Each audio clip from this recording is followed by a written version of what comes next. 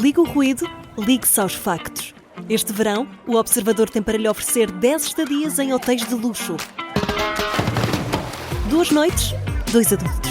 Aproveita a nossa promoção e assina o Observador com até 50% de desconto em observador.pt. Desliga o ruído, ligue-se ao essencial.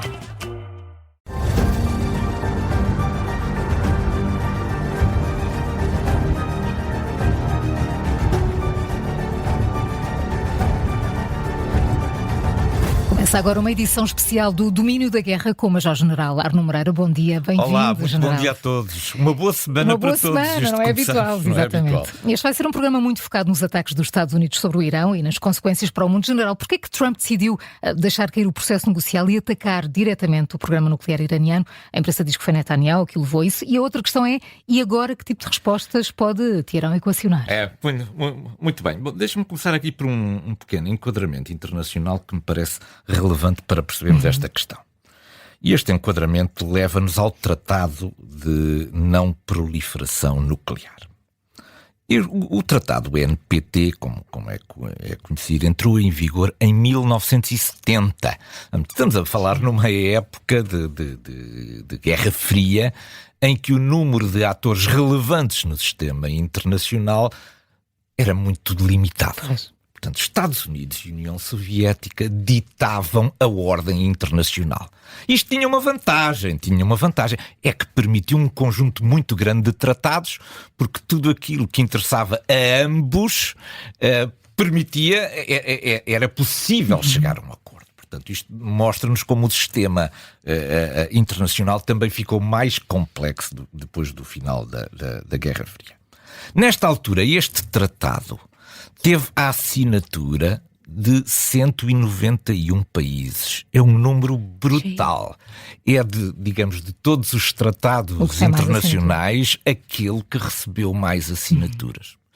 E que assinaturas eram estas? Eram as assinaturas de países que já tinham tido acesso à arma nuclear, os 5 atores principais, e os outros os outros atores internacionais comprometiam-se a não desenvolver programas de natureza nuclear de natureza militar. Bom, houve logo à partida 5 países que se puseram de fora desta assinatura. Vamos recordá-los aqui. Israel foi um desses países. Portanto, Israel não estava sujeito ao Tratado de Não Proliferação Nuclear. Depois, um par conhecido, Índia e Paquistão, também estavam do lado de fora do tratado. Não assinaram o tratado. A Coreia do Norte assinou na altura, mas depois retirou-se. E o Sudão do Sul, que tinha tido independência há pouco tempo, enfim, não teve tempo de tratar diplomaticamente deste conjunto de, portanto, também não assinou. Coisas. E também não faz parte. Portanto, estes não fazem parte do tratado. Ora, o que é que o tratado tinha de interessante? O tratado tinha 3 coisas. Era evitar, como diz o nome, a proliferação nuclear, mas tinha também a intenção de promover o desarmamento nuclear global. Isto é, havia países, todos aqueles países entendiam que a solução nuclear militar não era uma boa solução e que com o tempo haveria possibilidade de se encontrar forma de um desarmamento nuclear. Mas este tratado tinha uma coisa que é importante e que o Irão vem chamar a atenção. É que ele permitia o desenvolvimento pacífico da energia nuclear civil. E é o argumento agora. Exatamente. Portanto, o que é que nós temos aqui? Temos aqui 2 coisas que estão em confronto. O Irão é um dos signatários do acordo.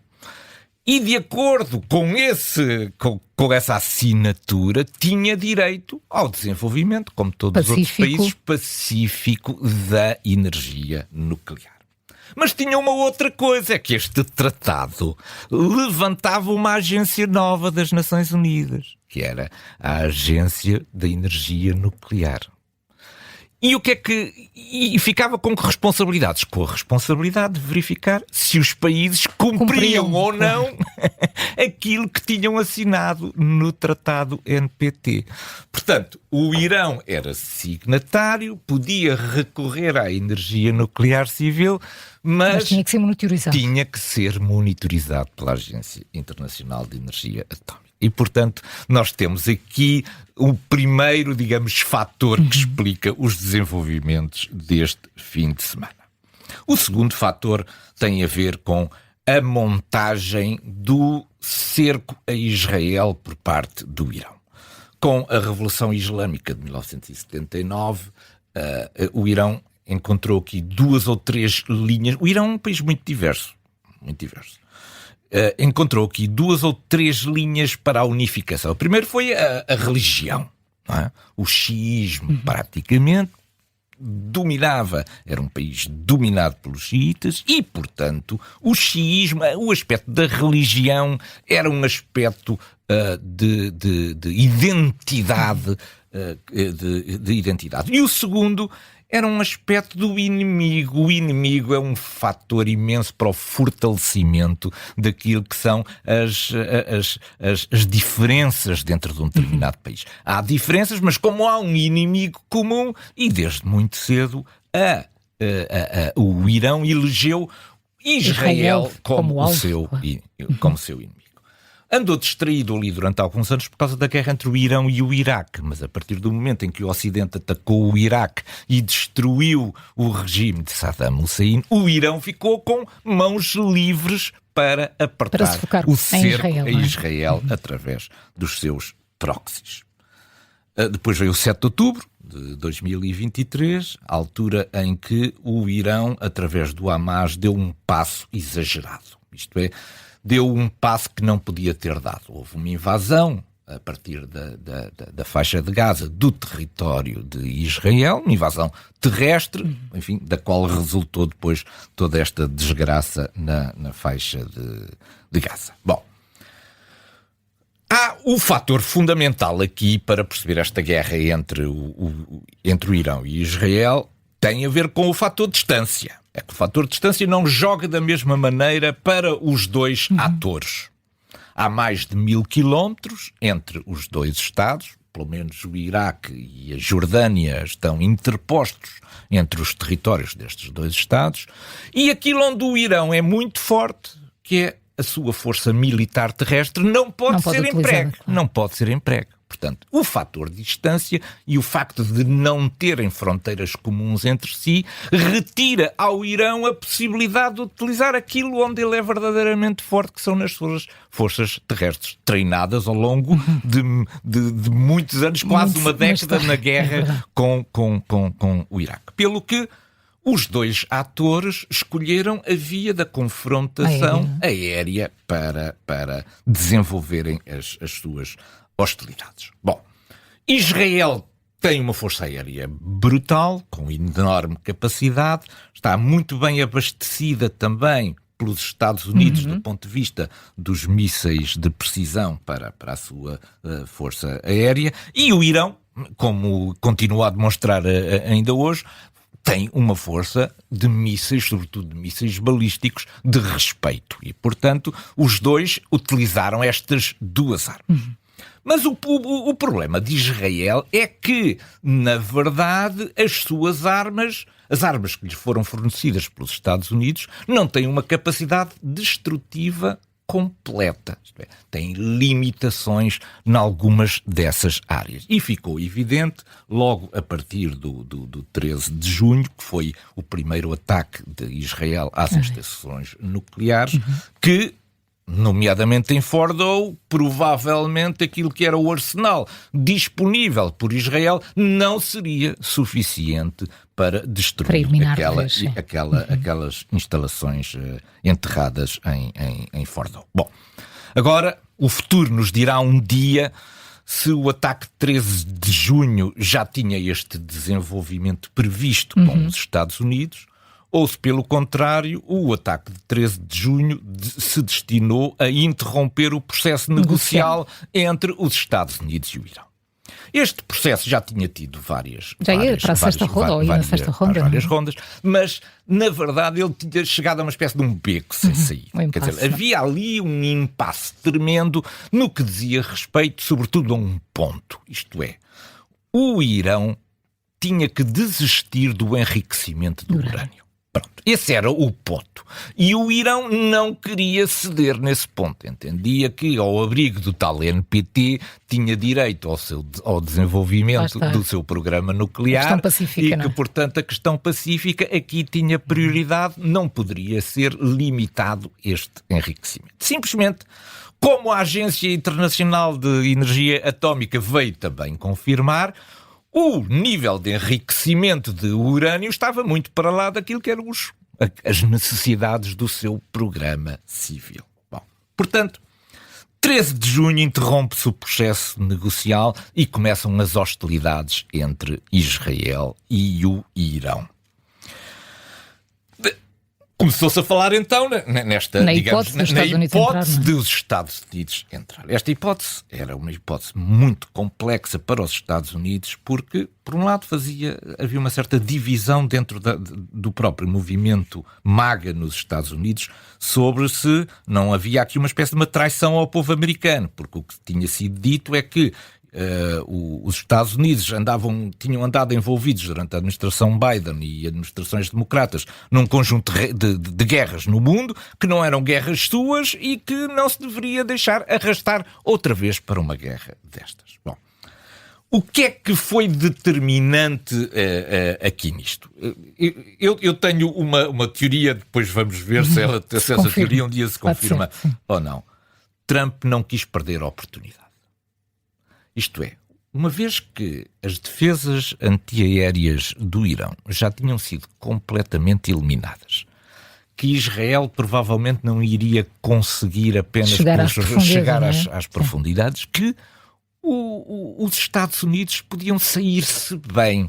Isto é, houve aqui também certamente um sentido de ficar para a história e salvar o mundo, como fala Netanyahu, não é? Salvar o mundo, fazer uma coisa que ninguém estava à espera e, sobretudo, procurar fazê-lo de maneira a ser um ataque só. Isto é, não se iniciar uma guerra, mas haver apenas uma operação o mais cirúrgica possível que não envolvesse e não arrastasse os Estados Unidos para a guerra. Bom, chegamos então à nossa Operação Midnight Hammer.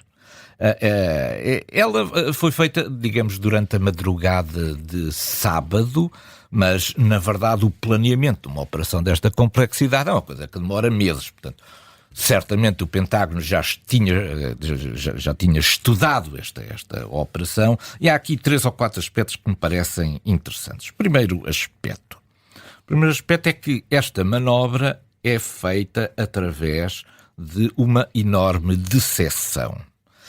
Decepção no sentido de enganar o Irão quanto ao tempo e quanto à direção do ataque. Em direção ao tempo tem a ver com o Trump ter falado nas 2 semanas, ter mandado vir o Nimitz do Mar do Sul da China e dizer que iria demorar 1 semana até chegar. Portanto, foi aqui uma manobra de distração. Foi uma manobra de distração relativamente ao tempo.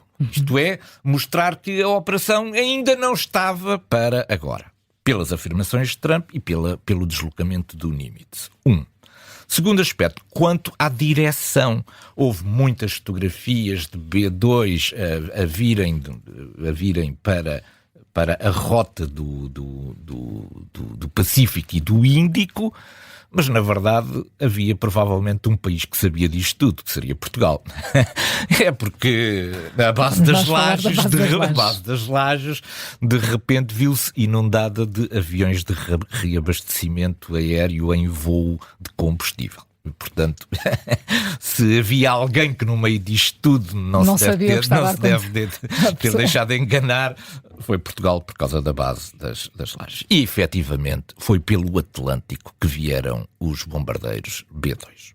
Vieram pelo Atlântico durante um voo de 18 horas, foram reabastecidos sucessivamente por aviões de reabastecimento em voo e, portanto, foi um voo longuíssimo que os trouxe desde o Missouri, nos Estados Unidos, sobre o Atlântico, depois sobre o Mediterrâneo, até chegar ao espaço aéreo.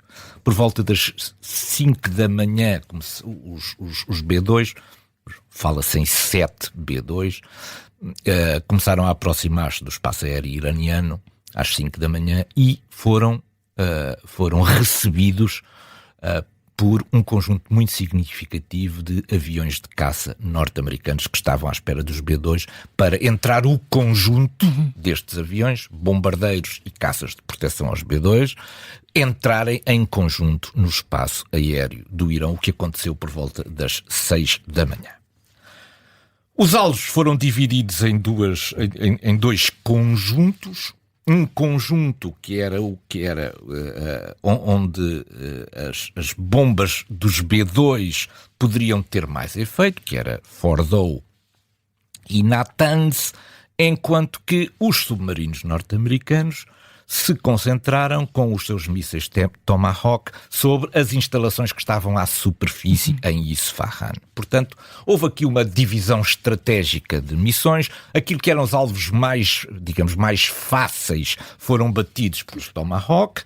Os alvos difíceis, endurecidos em profundidade, foram batidos pelos B-2. Bom, isto começou por volta das 6 e pouco da manhã. Teve 125 aviões envolvidos, são uma brutalidade este conjunto, e às 7h30 da manhã os B-2 saíram do espaço aéreo do Irão. Bom, resultados desta missão. Bom, Trump, assim que os aviões saíram em segurança do espaço aéreo, fez uma comunicação, digamos, ao país e utilizou os adjetivos que ele costuma sempre utilizar. Very successful. Foi very successful. Bom, temos que agora fazer o assessment nos próximos dias e meses impacto, para perceber qual realmente foi o impacto. Mas não há dúvida nenhuma que impacto houve, certamente. E um dos impactos é de natureza política sobre a liderança do Irão. Bom, por isso é que hoje fala na mudança do regime. É por isso que se fala muito na mudança do regime. Portanto, o Irão agora ficou sob uma pressão. Ficou sob uma pressão brutal. Sobretudo, perante a sua população. Porque foi atacado pelos Estados Unidos. Não era a mesma coisa que ser atacado por Israel. Porque enquanto foi atacado por Israel, o Irão mostrava que tinha capacidade de retaliação com os seus mísseis balísticos. Agora, com os Estados Unidos, a questão muda de figura. O certo é que o mundo ficou, de facto, em alerta depois do envolvimento dos Estados Unidos na guerra contra o Irão. General, o que é que muda no sistema internacional com a intervenção norte-americana? Esta é uma mudança muito profunda, mas talvez seja ainda melhor possamos descrever isto como uma confirmação da mudança que estamos a assistir. Este é um sinal inequívoco da confirmação desta mudança. E que mudança é esta? A mudança é que a conversa bonita do direito internacional acaba por não passar de uma conversa bonita sobre o direito internacional. Qual era esta conversa bonita? É que éramos todos iguais. Havia uns que poderiam eventualmente ser mais poderosos do que outros, mas que éramos todos iguais, que no sistema internacional todos tínhamos direito a um voto, a uma palavra e a sermos respeitados por todos. Aquilo que temos assistido, sobretudo acelerado depois da tomada de posse da administração Trump, é que voltámos ao domínio da força violenta, do poder violento. Isto é, o poder violento é muito destruidor das relações de confiança que o sistema internacional tinha desenvolvido. Isto é, neste momento, quem tem poder fala, quem não tem poder tem que aceitar aquilo que as grandes potências dizem. E depois, porque se soltou a rédea da necessidade das justificações.